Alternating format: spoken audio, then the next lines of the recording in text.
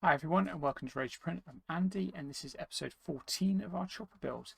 And in this episode we're going to finally put the arms inside the dome, which is the last structural piece of chopper.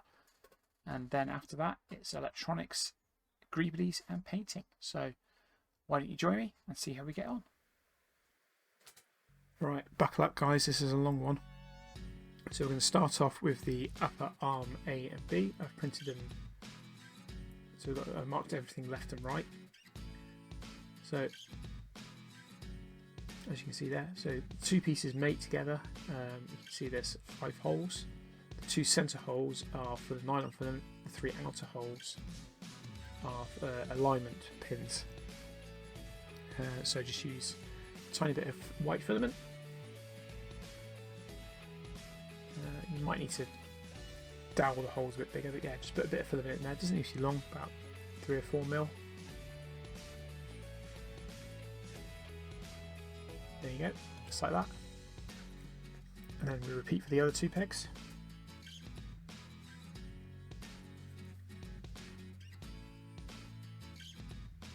There you go, you should end up with something, if you can see it, like that.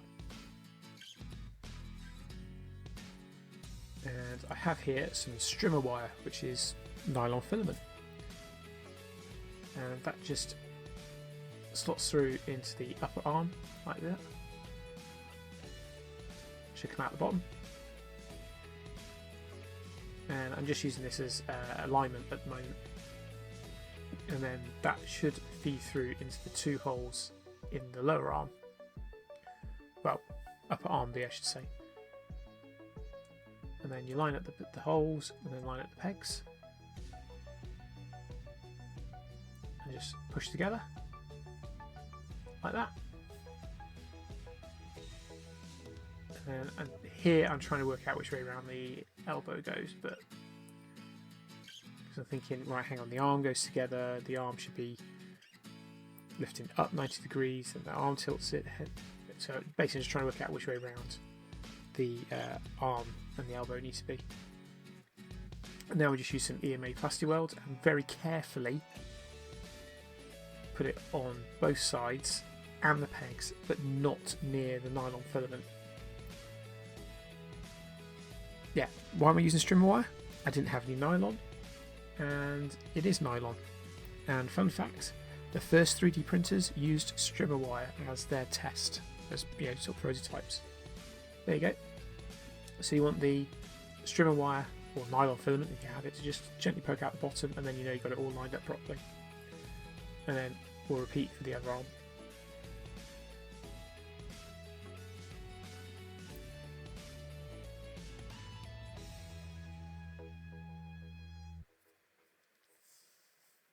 As you can see here, I'm looking at both arms going, right, hang on, which way does it need to turn?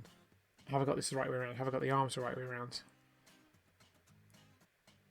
Yeah, because it needs to be straight out and then go to 90 degrees. Near enough 90 degrees. So there you go. You can see here that, I should have slowed it down really, that the long edge on the elbow stop, so the short edge on the elbow stop goes to the short edge on there, and the long edge on the elbow stop goes to the long edge on the upper arm B. And the same as before, just repeat with the 3 filament pegs.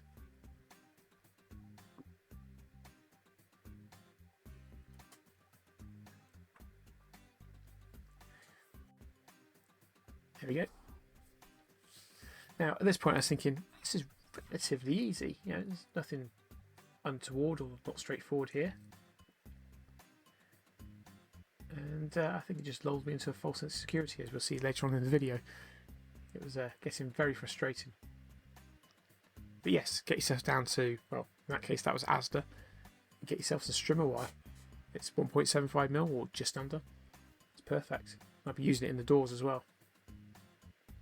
So you can see I'm just drilling out the holes very, very slightly in order to get the filament through for the pegs. And I'm just double checking I've got my alignment the right way around.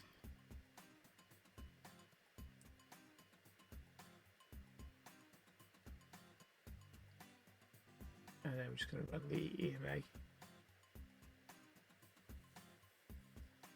is the right on the EMA bottle look the wrong direction to the bottle itself. There you go.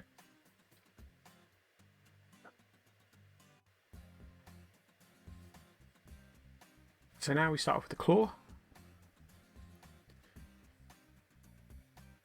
And let's just get the right page.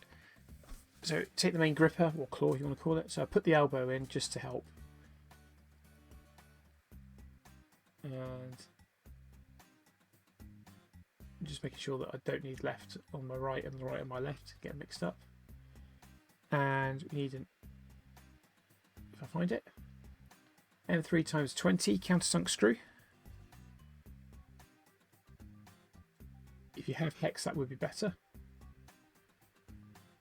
because this will be very visible. And then that just goes through that hole there, and that will join the gripper to the upper arm. Yeah, just there.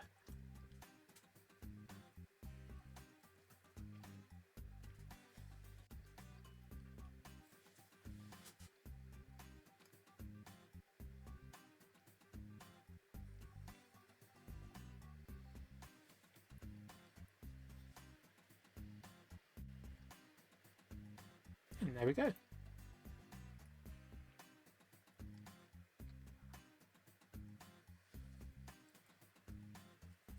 So we'll just repeat for the other arm. Don't worry, later on I will start cutting where I'm repeating for the other hand. I just didn't think it was going to take this long at this point.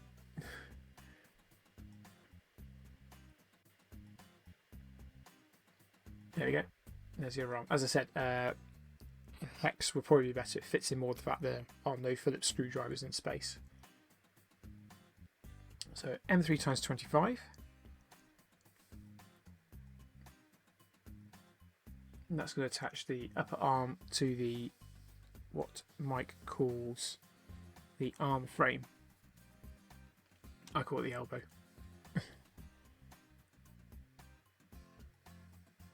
So I'm just double checking that I have got it the right way around. Yep, and just put your M325 in through there. There you go.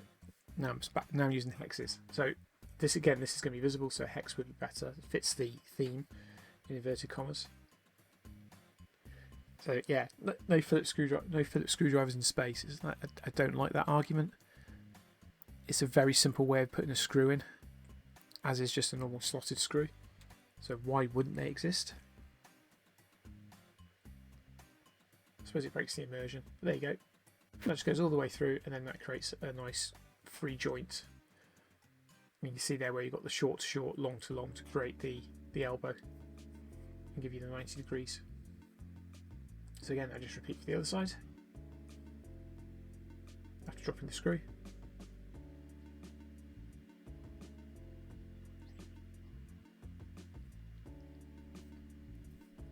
God, it looks a lot faster when I do it like that, doesn't it?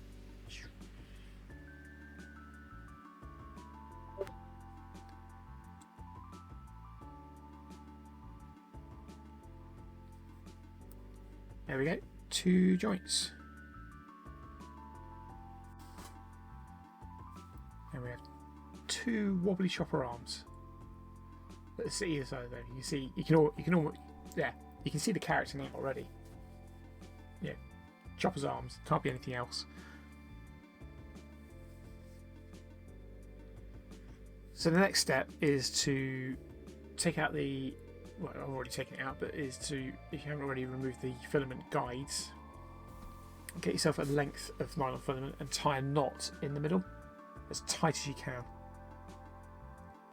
The length I couldn't really tell you, I just guessed, but put it as tight as you can, even using a pair of pliers if need be. The idea being you want the knot not to come loose, but you also need it as small as possible because where we're about to put it.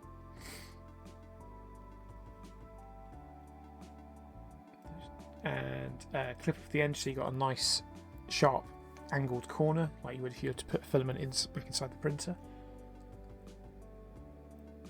If you can see that, and that just means it's going to guide through the holes better. So what you need to do is you need to guide the filament through there, and it goes down through the arm, comes out through the elbow, and then you want to feed it in through the arm frame itself. There you go. It feeds through quite easily, or rather this thing. Just feed it through so it pops out the bottom. There you go. And you need quite a long length, and keep pulling until the knot is inside one of those two little holes. Push it in. And then you need to put the other side through the other hole. I found this a bit difficult, and I actually ended up, as you'll see in a minute, removing the main gripper just enough to be able to feed it through. In fact, you can see me fiddling here, it just wouldn't go through, even though I snipped the end, and it's because the hole for that side is just ever so slightly further in.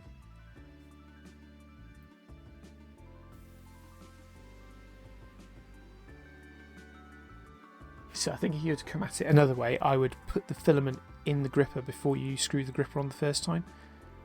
So basically you're feeding it through into the rest of the arm and then pulling it down, pulling the gripper onto the arm, screwing the gripper on. There you go. You see I fed it through. And then just pull it through. Try not to let it knot around the top. And do the gripper back up. So if you've done it the way I just suggested, you only have to do this once. There you go. And then if you pull the gripper, if you pull one side, it pulls the arm. I'm not showing you very well because the camera's out of shot. There we go. So there you go. Just pull one side, it pulls it tight the other way. And you can see how Chopper's arm's supposed to move. Right, I should point out I'm using the Tim Hebel mod. So at some point, this is where we will deviate. There we go, just finishing the other arm. Yeah, so at some point we're going to deviate from Mike's instructions. Now, Tim's instructions aren't really instructions, they're just a list of things that you need to print differently and some extra components, which are wrong.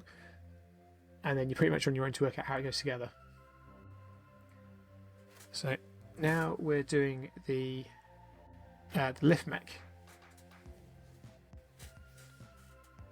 So we've got the arm pivot and the arm base. So I'm just trying to work out how it goes together. So I think that is the pivot itself.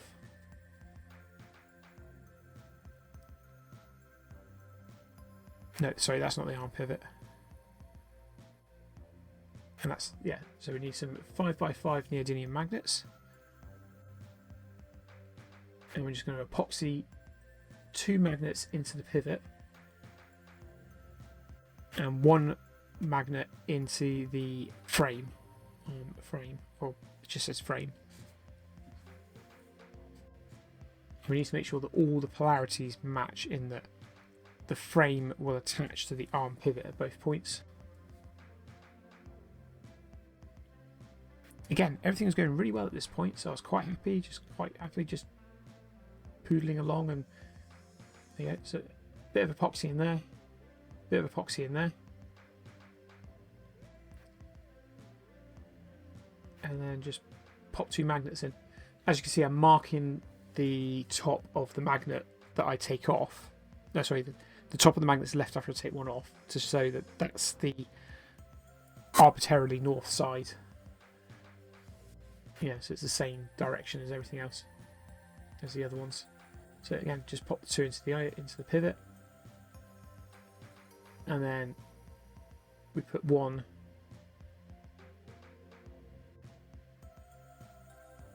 easy it just in there. One of those, it just slots up in there. Opposite polarity to the other 2, so they attract. You know how magnets work. You didn't need me to say that. So again, just epoxy it in. The magnet is slightly smaller than the frame. You need it to go. Trying to work this out in my head. You need it to go closer to the small square hole. That's just at the bottom. Yeah, my fingers were in there because that's closest to the magnet on the pivot. Yeah, so there you go. And that. and there. And those represent the two positions that the arm can sit in. One open and out and one closed. Just wait for the epoxy to dry. So while we're waiting, we're going to put some 683ZZ bearings, and they're 3x7x3.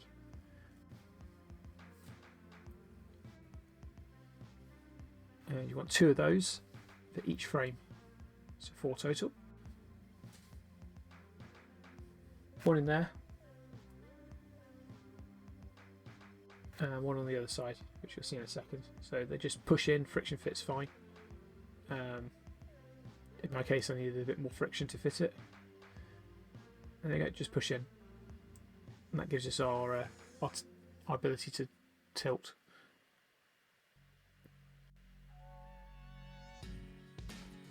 Checking the clamp was a bit overkill. Might have been, worked. Right, so now the epoxy's dry, we're going to play around with servos. So these are MG996Rs. So you should have a few of these hanging around. So we're using another parts chopper. Unfortunately, the camera just wouldn't focus on it. And we're going to add the circular servo horn that comes with it, and we're going to add it into the servo lift arm and just epoxy it in.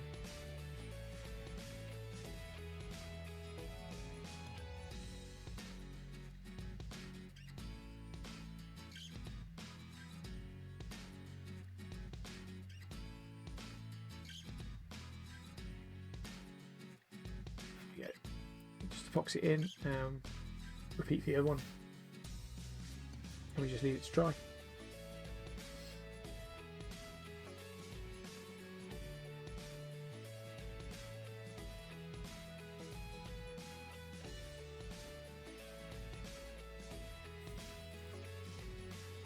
There we go.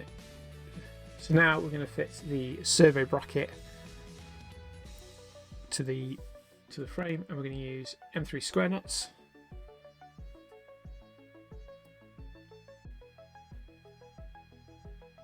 And they pop in the 4 sides there. So there's one there, one there, one there, and one at the front. Unfortunately, it's the camera is white and doesn't pick up very well. It's in shadow, but there are like channels on a couple of them. Then we need some M3x12. They're actually supposed to be M3x12 for once. Normally this is where they're supposed to be 14s or 15s. And we just screw the servos in. Oh, it's 3, not 4, sorry. Didn't think I put a 4th one in on the video. So that just screws down nicely, and that holds the servo, and that servo is going to move the pivot. And we'll repeat for the right side.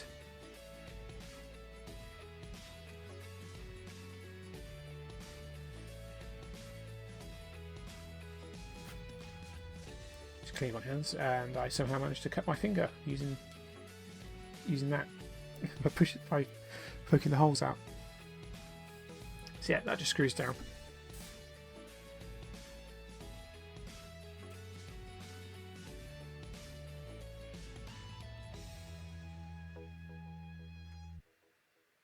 So now we're going to center the servos.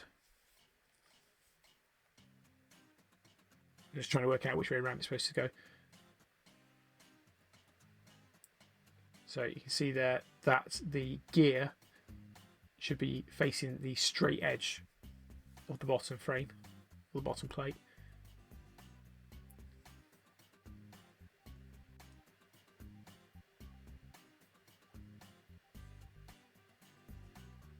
Sorry, no, it moves our camera, you're not going to be able to see what I'm doing. But yeah, just 4 screws, just the screws that come with the servo. Screw them in.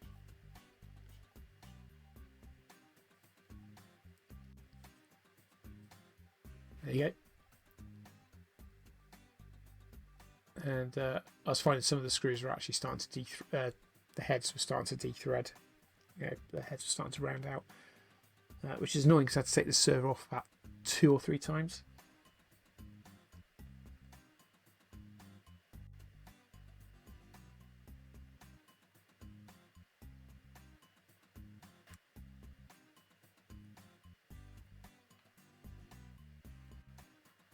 But there we go. Just something to be aware of when you put the screws in, that the access isn't easy. But there, just put the 4 screws in and repeat for the other side.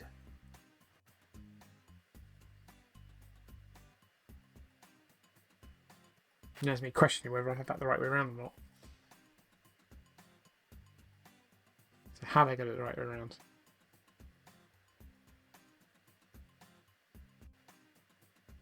So I put this pivot on.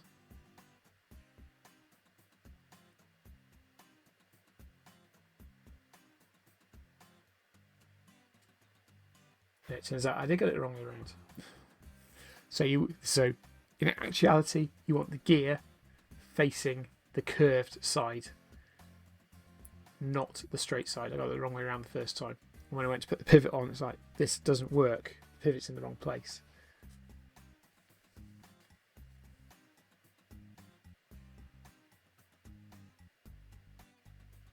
I make these mistakes so you don't have to. There you go, that's the way around you want it. So that's wrong. So 5 minutes later, and swapping the servo over. And this is where things start to go wrong, really. There we go. So now we've got the servo. We're going to do some servo testing. Make sure it's at 1500 microseconds. There we go. You know the servo is now centered. And repeat the other one. Of course, it should remember where you were if you haven't unplugged it. But I just double check anyway. Move it away, move it back in. So these are dry, and we're going to put the pivot on. Now, I was trying to work this out, that if 1500 is the middle, I need to work out what those are the 2 positions they need to be, roughly. The picture on the PDF shows you as well, but you want one at that position and then one at the other position where it's almost flat against the... So I was thinking that must be the middle. It's roughly the middle of the 2.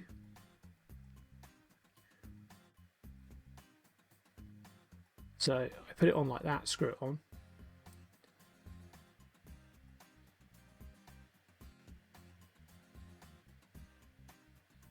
And then I get the servo tester out again.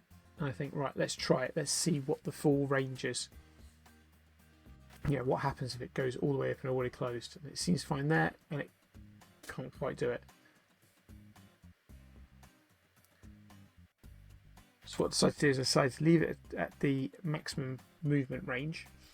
So 2200 in this case on this servo. No, sorry, this is the 800 one. Yeah, move it to 800, and that's the full end, that's the stop. And work out what the center is, and there we go. So that's kind of what I want. So I made sure that 800 was the point where it hits the frame, more or less. And then you get 1500, that's the middle. That probably doesn't make a lot of sense, what I was trying to do. But, so in this case to set it to 2200, I know that's the end stop. So pop it there. Pop the arm on. And then reset it back to 1500.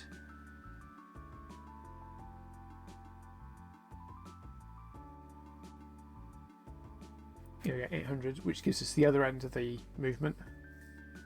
And that seems to match Mike's picture. And 1500 gives us our halfway point. So now we know the servos are centered, and we know that the arm is at the halfway point for both arms. So at this point the pivot will be about 45 degrees. Right, now we're doing Tim's mod, which is where I take the remaining bit of support off that I forgot.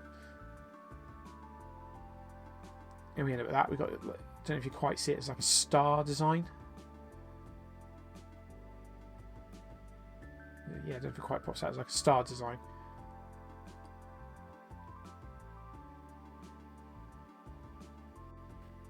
Yeah, there you go. So I'm kind of going off the reservation here. As I said, the instructions aren't brilliant. I myself am following Tim's YouTube video. So we've got the bearing gear, and that attaches to the bottom of the arm frame, like that, into the star pattern. You may have to shave it slightly with a file and just get it to fit, or a hammer. But yeah, pop that on, and repeat for the other arm. And in this case, I actually pushed it on. Luckily, it didn't damage the frame. But yeah, we get the gear on, and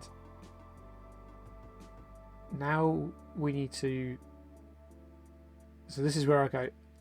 I didn't want the gear on yet, so I have to take the gear back off. No, sorry, it wasn't this. I had to take the elbow off. That's right, I had to take the elbow off to get the elbow through there. So now we have the elbow with the gear on sat through the frame that attaches to the arm frame on the pivot. Lots of names that are very similar, so be careful. And now we need some ball bearings. These are 6mm ball bearings. Yeah, as in like a BB gun, airsoft gun. And because my table's very slightly tilted, they want to run away. And I think it's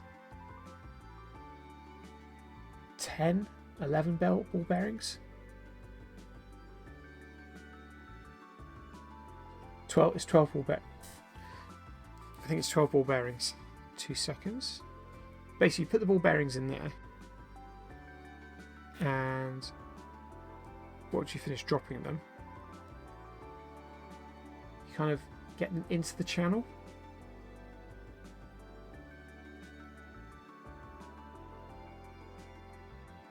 And then you kind of wiggle it around inside the channel until they kind of click into the. It makes sense when you look at it, but they kind of click into the frame.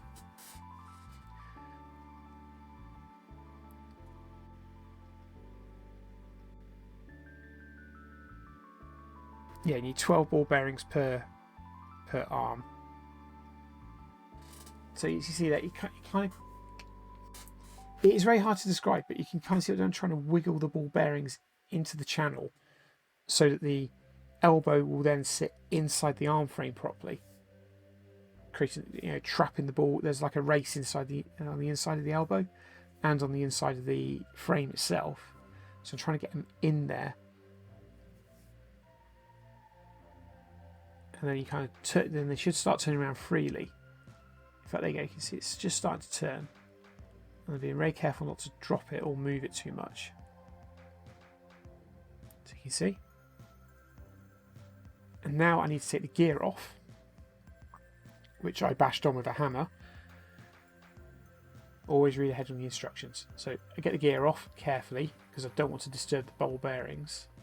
And then you need the cage.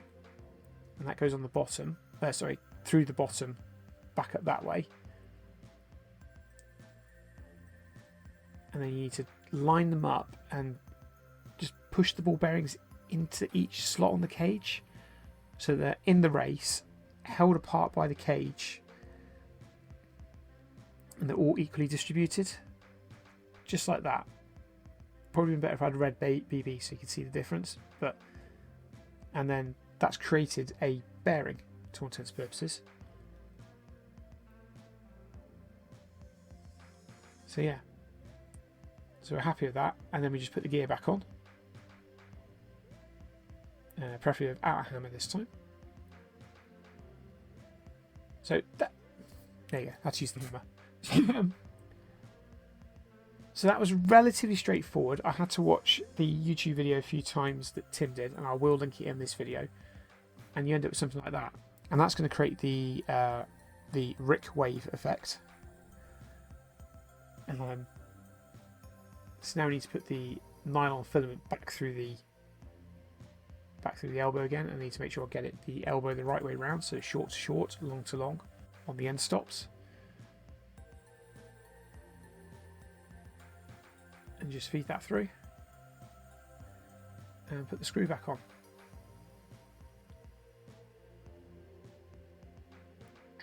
really, really quickly. Really, really quickly.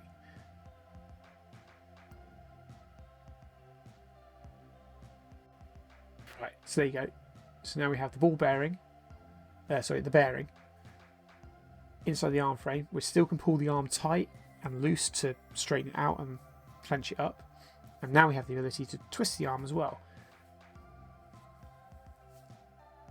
So the twisted arm gives us the waving, the Rick wave. And then I repeat for the other arm. And again, we can pull clenched and pull loose so it straightens out.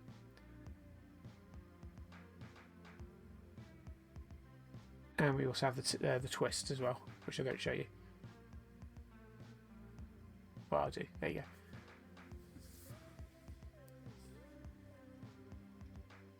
So now we come to the arm frame itself, the frame, and we're going to put in a HS82MG servo from Hi-Tech. For the Tim Hebel mod, you're going to need 2 of these per arm. If you're doing Mike's instructions, you only need 1 per arm. I only ordered 1. I misread what I needed, and I ordered 2 MG996Rs. And I couldn't get hold of any more Hi-Tech HS82s, so I ended up putting a different servo in at the top. Now it'll all become clear in a few minutes. So the servo is just screwed in. Have a bit of a fun trying to work out which way the wiring goes, and which way around is actually the front and which way is the back, as in which side faces outside of the droid and which side should be inside the dome. It's not crystal clear.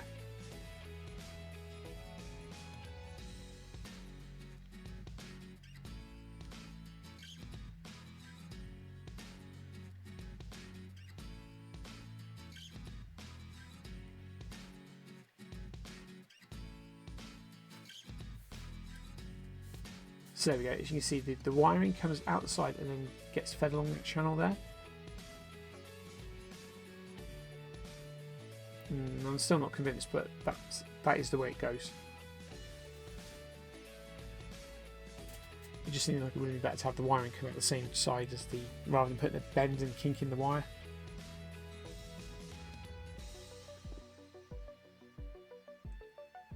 Especially as it starts to corrode the wiring, as you saw there. So they're putting a bit of electrical tape around the wiring just to stop it fraying anymore. But you have to have it that way around because of the positioning of the servo and the positioning of the gear that you need. So I take the heads off those servos. I'm not quite sure why they're on there. I've got a funny feeling I put them on for a test. And then I put the rubber bungs on to give it a bit of a dampening. I don't normally use these, but it actually gives it a bit of height I need to put the gear at the right height when the arm bracket's installed, when the bearing's installed.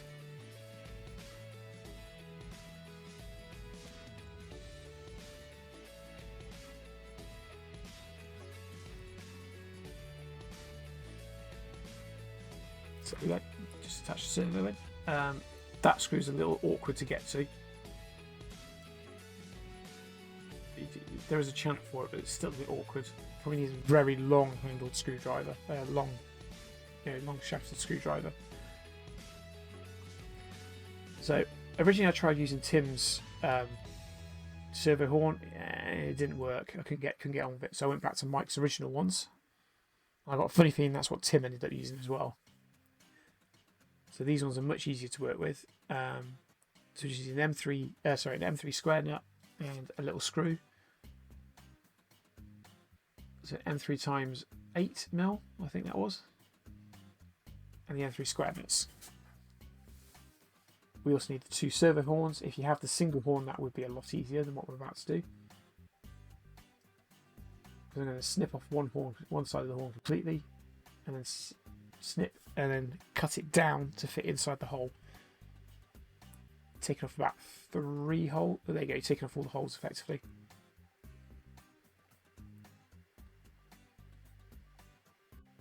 Just tidy it up a bit.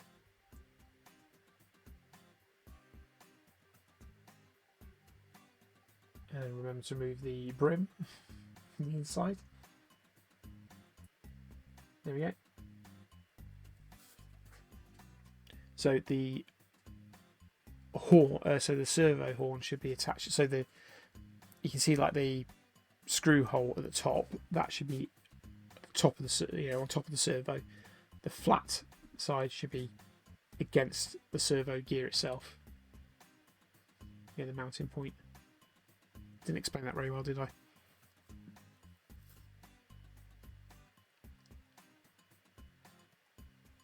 There you go. You can see there.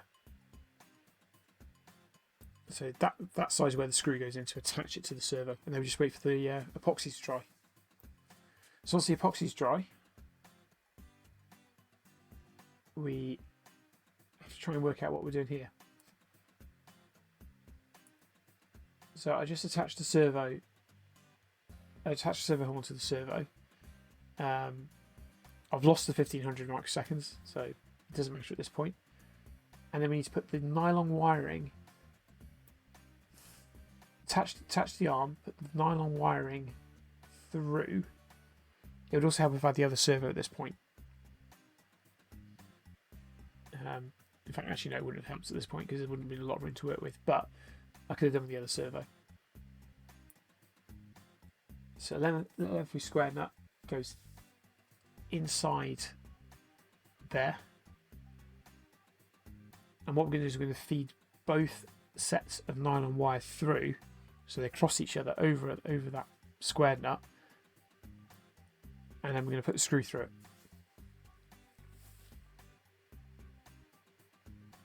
So one side goes through there, and you can see there it kind of makes like a race through there. Look at that nylon wiring. I keep thinking of strawberry bootlace sweets. Yeah, so both sides feed through, and as I said, this is a lot easier than the servo horn that you can see on the table, where they kind of had to meet in the middle, and then you screw through it. I just couldn't get it to meet in the middle. So pull the arm as tight as you can, so it's in the clenched position, and you want the servo to be twisted away, so almost its full deflection. The idea being that, say the 2200 is where it's closed and the 8800 is where it's straight out. But you want to pull it as tight as possible because you're going to pull that nylon tight. You're going to put the screw through it, and this is where things started getting fiddly. I was getting annoyed of it. I've been at this a couple of days on and off. I'd spent like maybe 2 hours messing around with the other servo horn. I was starting to get annoyed with this.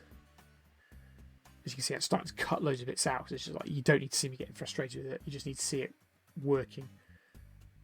There you go. So at the 800 mark, and the arm is fully clenched, and then all the way down to 2200, or just about 2200, and the arm is straight. So I'm trying to work out what position what that would look like, and then place the servo horn accordingly on, and then screw it down.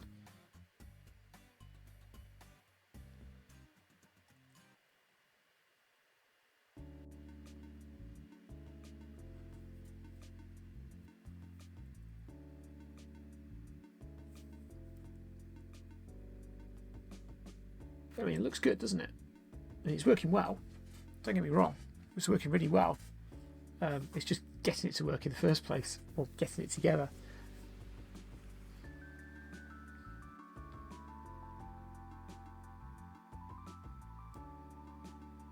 But I've got to try and get another servo in there, upside down. So now we just cut away the leftover nylon. Could probably cut away a little more than I did. So it's almost flush with the servo horn itself. But yeah, kind of looks a bit like that. So that gap at the top is where we want another servo, and that'd be upside down to this servo, and that's going to have a gear on it that moves the bearing. So that's kind of what it looks like.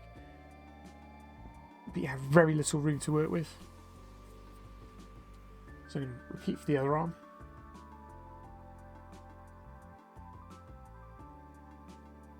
And by TV magic, I'm done. As you can see there, I used 2 screws to just hold them in place so it didn't keep moving away. Again, that's how it should look.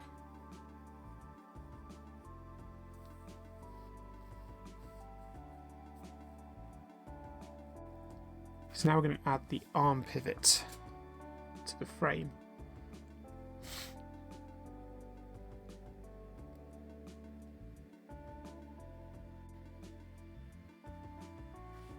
So trying to work out which way around it needs to go. And we need some M3 times 20. And those screw in from both sides.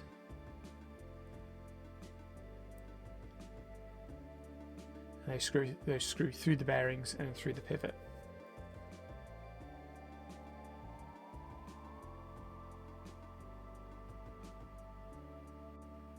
There you go. You don't want it too tight, otherwise it won't move. And then, assuming you put the pivot on the right way round, which I didn't,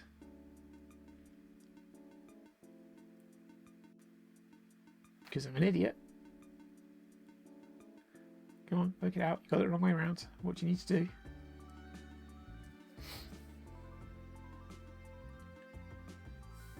So there's no obvious front or back to the arm frame, and that's what threw me off. Because I always assumed that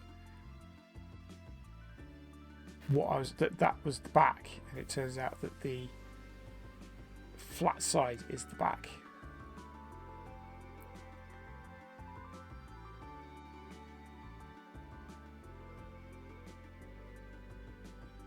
So yeah.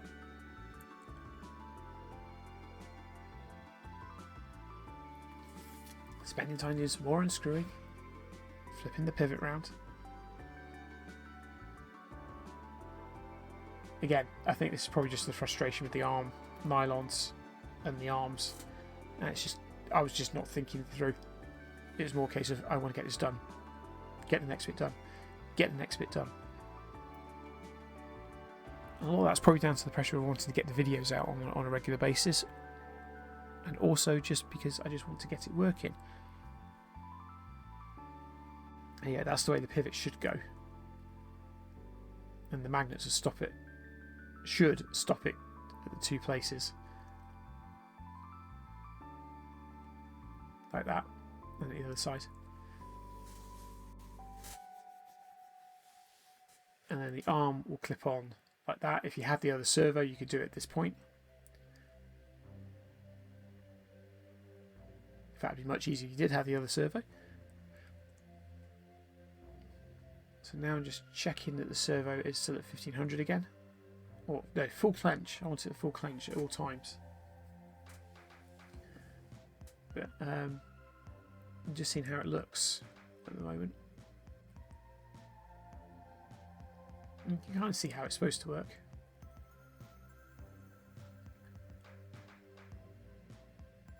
That's kind of how it should look.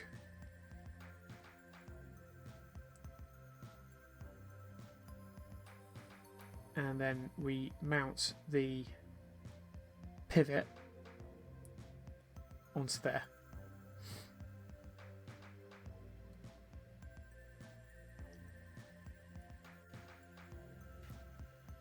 And there's me trying to work out which way around the pivot needs to go on. And yes, it is that way round because the curve matches the curve of the dome. So that's M3 square nuts that pop through there.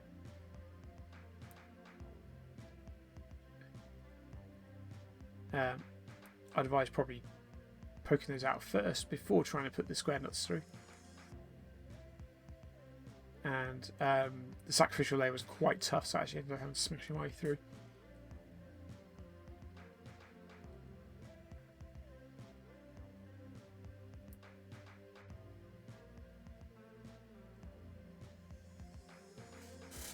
There you go, you should have 2 holes there.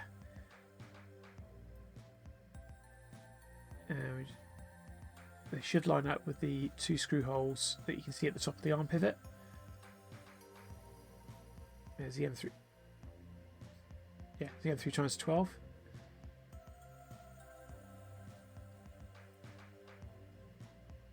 And there you go. As you can see, you get space with the screwdriver to screw all the way through. And that's so you have easy access to be able to remove the arm if you need to do any maintenance on it. So the screws were not tightening up. They weren't having it. And I think it's probably because where I put the hole through, had some plastic and it was stopping it attaching to the M3 nut. But that one worked. You can kind of see how the pivot's supposed to work now. Bear in mind this is actually, it should be upside down. Yeah, so the bit that's on the table should actually be up on the underside of the top of the dome.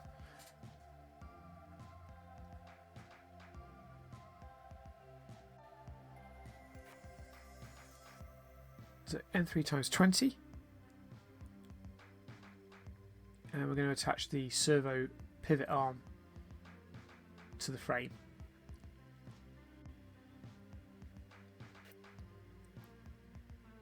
And there's 2 holes and you want the bottom hole. Let's see. You want that hole, not the one that's countersunk. And that goes through there. And just like that. So despite my dubiousness, it does actually work. It does actually fit. I ended up putting the servo to a different position to get it to fit in.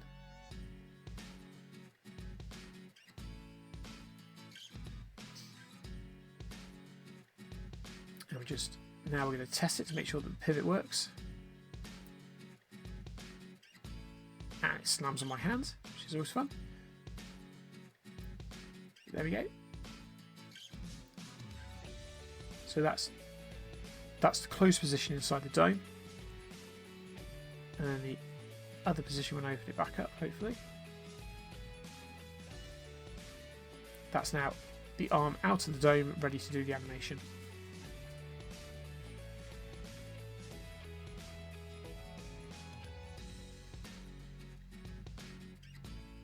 Right, and you'll notice that arm plate is grey. That's because I had to reprint it because I broke a screw. You can get the screw out, and nor could I get anything done with it. So I printed a new one. Yeah, one of those things. So there we go. I've done the other one. You can see the arm is moving in and out, as it would be moving in and out of the dome. And I was checking the travel here because I got a funny feeling it was missing the magnet. So now we have the gear. And that gear will sit there. And it will drive that gear there. And that gives us our Rick wave.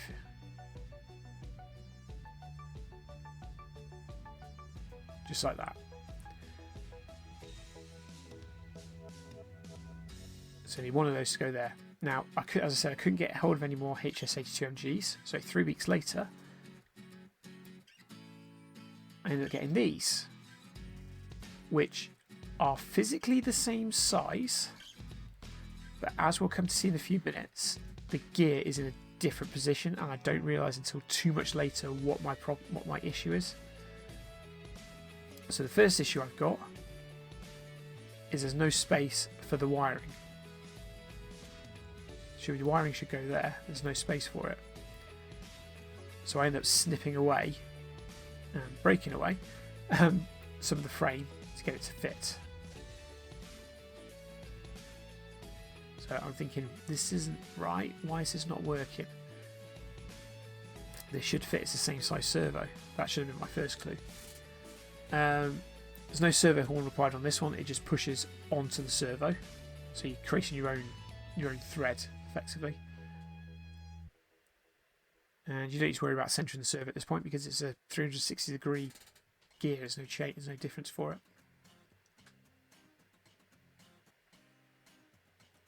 So try the rubber bungs at first. You need to give it a bit of shock absorption. And I realise it's not quite going to fit.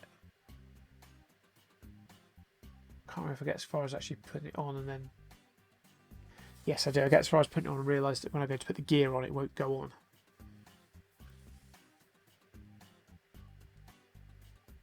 And there's no room there at all, so I have to use a screwdriver at an angle. Hence it would have been easier if I had the two servos at the same time rather than coming back to it later. But we've got the servo on. Now we're going to centre it. So we want the centre to be when the arm is upright as it comes in and out of the dome. And that needs to be our 1500 mark.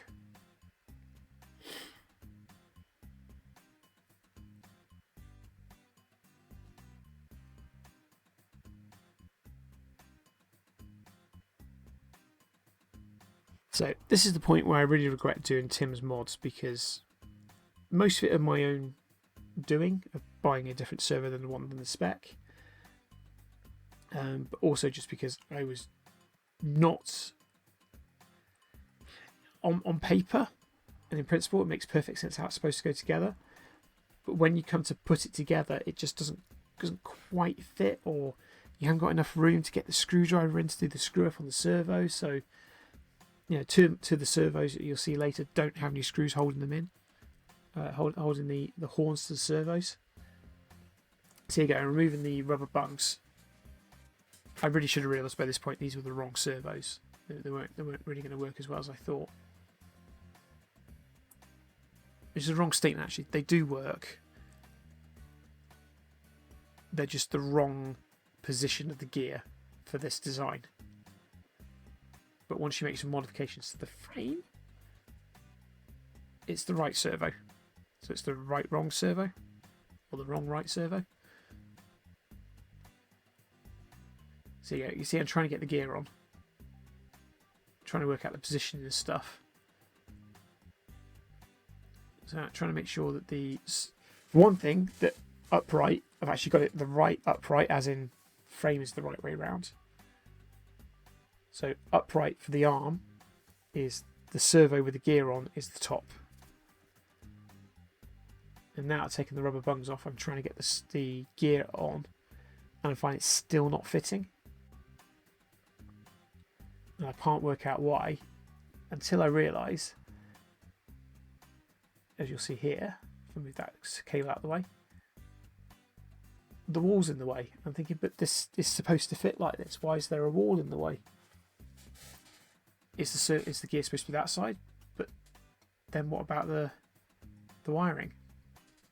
So anyway, one Dremel later, I remove some of the wall.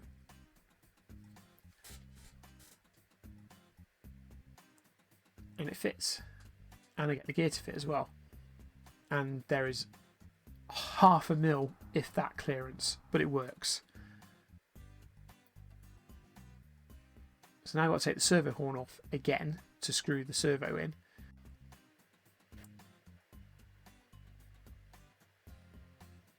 I don't want to sound like I'm being horrible about Tim's mod, because it is a good mod.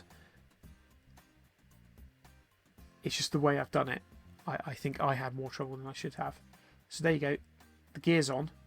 You can see there that the gear should be more central to the frame, and it's not. And I can see it now. It's not.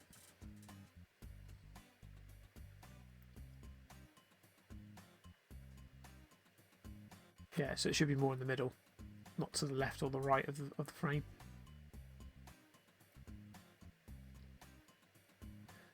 So now we check this works.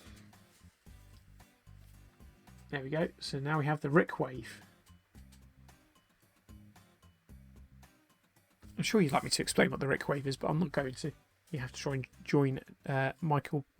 Badley's Printed Droids and Drinking Droids and find out.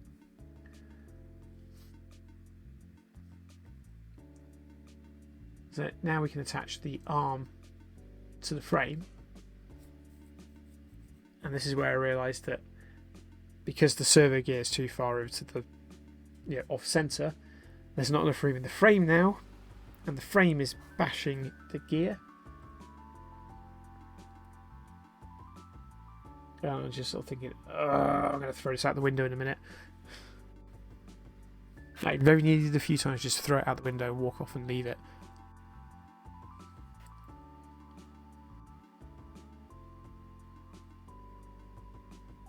So as you can see here, same problem. It won't sit flush because the gear's in the way. And I still haven't worked out at this point that the servo should be more in the middle. It wasn't until afterwards when I was editing this video that I realised the gear's not in the middle. It would have solved all my problems. So if you're going to do this, make sure you get the two high-tech servos. So there you go. I've dremeled away some of the frame. Basically just created a nice divot. It's still strong. You know, admittedly there's a lot of that frame missing, but it's still strong because it's going to be attached to everything else. I'm going to keep an eye on it anyway. So now at this point we're just routing the wiring where it needs to go, so we don't crush any wiring for the servos. And I'd love to tell you what size screws I used at any one point, but I was just picking random screws. So an M3x12 at this point. And one of those goes in one side, but it's not long enough to fit on the other side. So I use a completely different screw on the other side.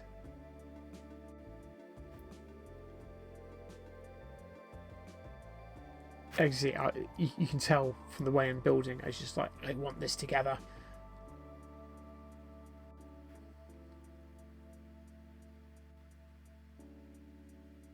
So we use an M3x10 on the other side.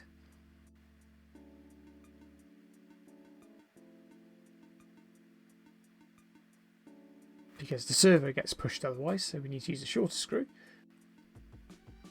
And then we can put the servo arm, pivot arm back on.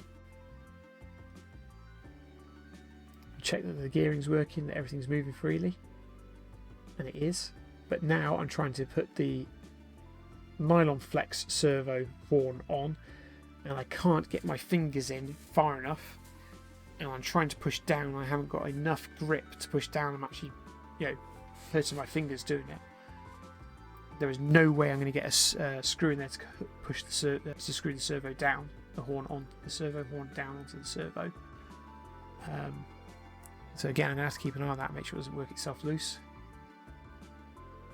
But yeah, the frustration's creeping in now. It's just like one thing after another is not working. Yeah, I'm using a file to try and give me enough leverage to push it down onto the servo. It's just not having it. And eventually it pops on, but there's no way I'm going to get the screwdriver in there. I do try.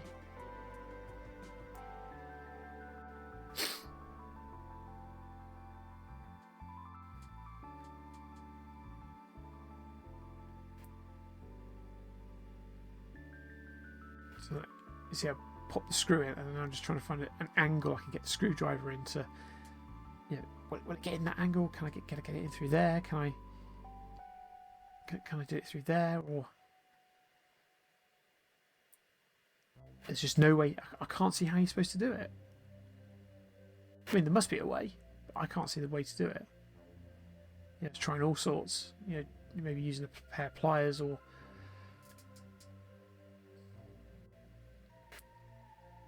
So in the end I give up. I just hope that the friction fit of being pushed onto the servos enough to hold it in place. I mean, chances are it might work itself loose, multiple opening, closing, twisting rounds.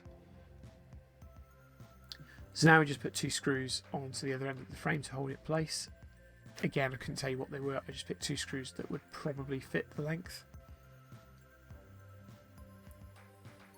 So apologies there. I'm going to take a guess and say 12s.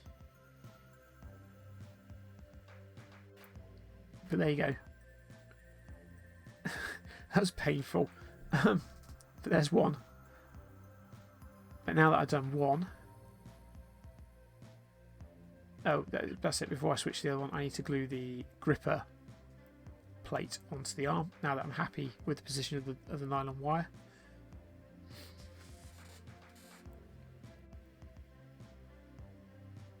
So just a bit of EMA glue, and try not to get it onto the nylon wire. and I didn't put enough on, so I ended up getting the clamp out and clamping it down really tight, and then just brushing the EMA through the middle to do the capillary action. I could have two-part epoxied it. Yeah. I don't think it really matters. So I just leave that to, well, finish off around the edges, and then I just leave it to dry while I make the other arm up. So there we go. So I made the other arm, and now we're going to attach it into the dome. Now this is actually relatively straightforward until I get to the side of the periscope. So using M3 square nuts, and as you can see on the underside dome, you've got a place there and a place there,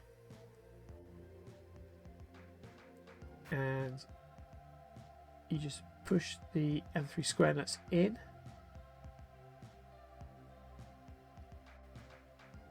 I had visions of putting the periscope in at this point.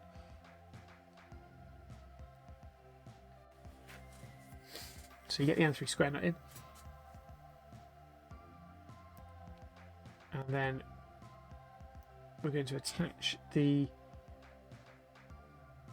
frame. So we need it in the clench position, and we're going to put a screw through there. It'll go through there and then through where we just put that M3 nut. So that's like a locating place. I'm going to use an M310. I'd actually say maybe an M3 times 12 might be better off.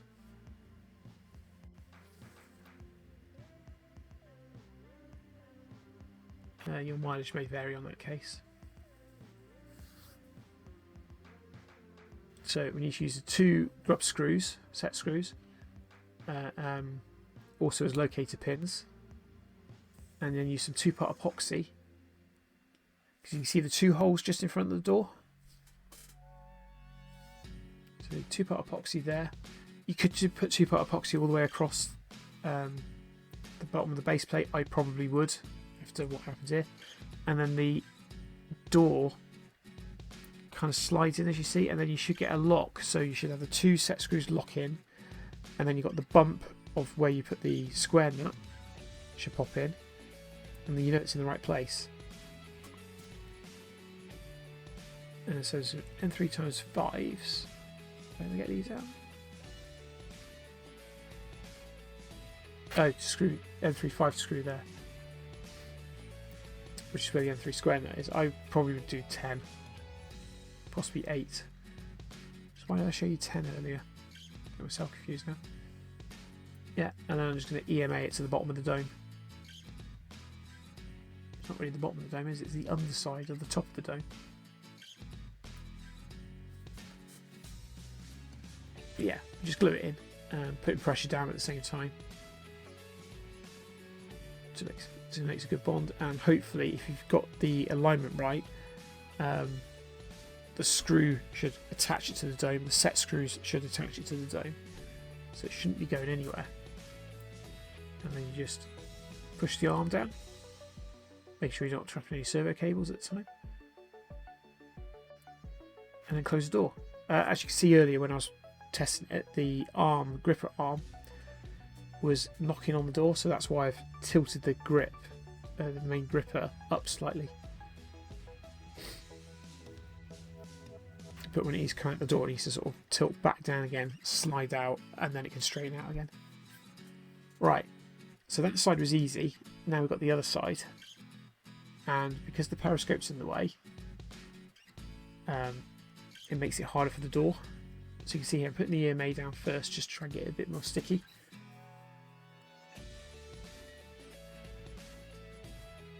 And as I go to put the door on, I'm thinking, oh, I'll just slide the door in like I did last time. And the periscope's in the way, I can't do that. So I have to unscrew the door. It's only 4 screws, doesn't take much.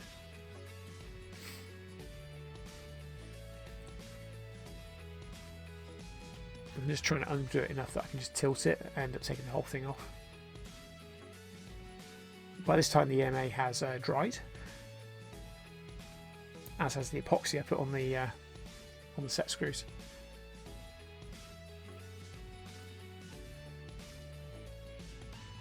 So there you go, got the door on. So I know how I'm going to fit it together.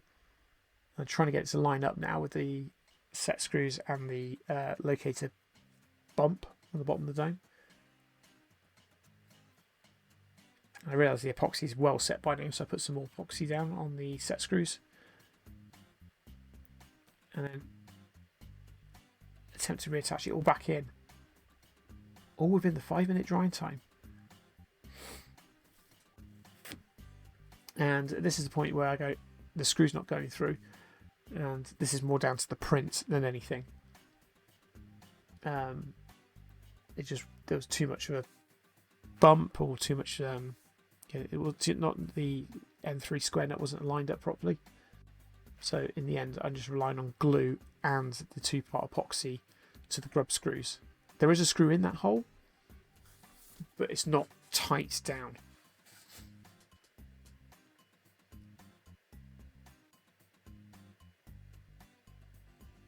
You can see I'm just trying to tighten it down, it just won't tighten up. So now I'm just putting EMA down. And pushing down at the same time, making sure there's a lot of pressure down to try and create that bond. Essentially the two meltings of the plastic.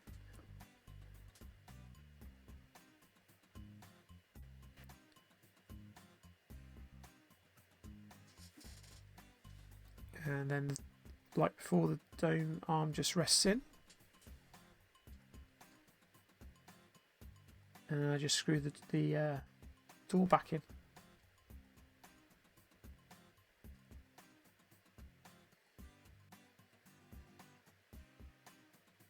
See, I told you this was a long one. You think it's long watching this? Try doing it. This was, well, ignoring the 3-week delay you look waiting for the servos. This was 5 or 6 days / evenings. So there we go, it's all in. So just moves the servo cables out of the way. And we're going to test. So as you can see here, the making sure it's glued down enough. So a bit more EMA.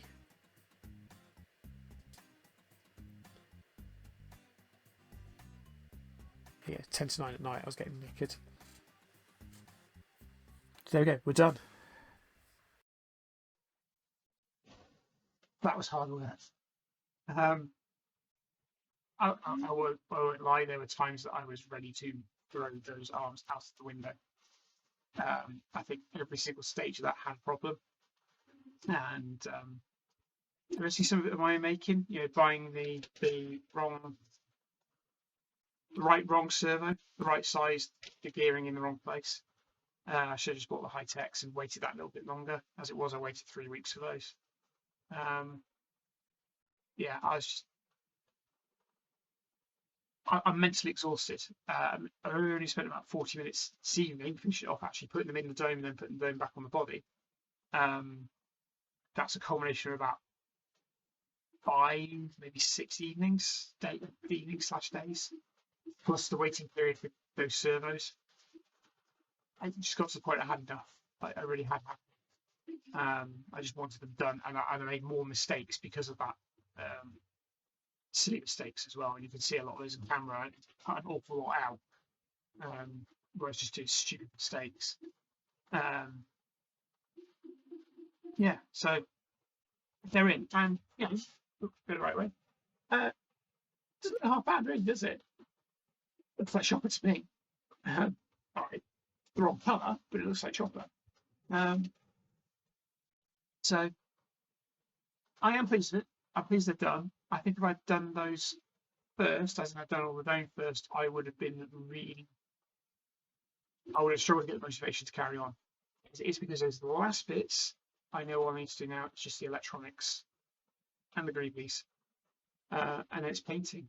So next episode, I hope to just get the electronics in, so he's drivable, and then we could drive him. Just drive him around, see what he does, see how he behaves. Hopefully nothing breaks.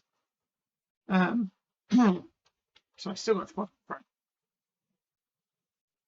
Yes, Chewy. I was going to say, yeah. So I very much doubt the Maestros will be in and working for that for the next episode. And that's probably when they are in, that's the first time I will be able to test those arms working, because I've only got the one servo controller, servo tester, and I need about 4 or 5 all running at the same time doing different things to be able to make it all work. So if it doesn't work, that's a headache for later, and future me will be cursing past me. Sorry, future me. So yeah, not much else to say on it, really. So that'll be chopper ready for painting, proton packs ready for painting. I want to get BB-8 put together so he's ready for painting, and then do a mammoth painting session and try and get everything painted in one go, because that's just a really good idea, isn't it? Doing all the painting in one go. Realistically, I know it's not, I'll probably prime them all and then end up working on one next. Oh, printers. Yeah, so I'm printing something that got released today, as today I'm filming, by Droid Division. I won't say any more than that. Chances are the video for this will have released before this video, so which means you already know what I'm printing. But if you haven't seen the video, hopefully it might come up on the video links up here. Yeah, so keep an eye out for that one. It's quite a quick one. It's not done in about 10 hours. Quick. Yeah.